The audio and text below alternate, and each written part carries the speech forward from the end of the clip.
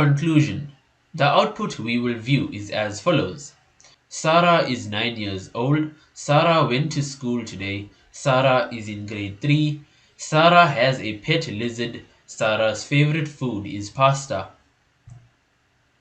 And we may change the contents of the variables to cater for the needs of any student's preferences. For example, name is equal to Florence, grade is equal to 3, pet is equal to Burmese python, food is equal to pizza. Name is equal to William, grade is equal to 7, pet is equal to dog, food is equal to pizza. And with that, we have successfully learnt about the technique of integrating variables into a Python script. We have learnt about how to create variables and use them to provide a processing boost to our Python scripts. We have looked at the process of string concatenation. We looked at the logic behind the reason for the use of variables. They enable our Python scripts to have much more functionality.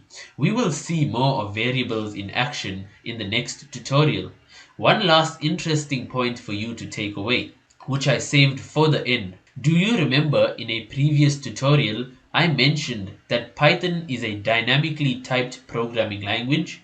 Well, this alludes to the fact that the data type of a variable is configured and made known during runtime of a script. It means that Python does not have variables in which data types are made explicitly known or are coded beforehand like C++ or Java. The data type of a variable in Python is checked before it is executed. This is what is meant by dynamically typed programming language. Dynamic alludes to the fact that the data type of a variable may change during the execution of a script. End. Thank you.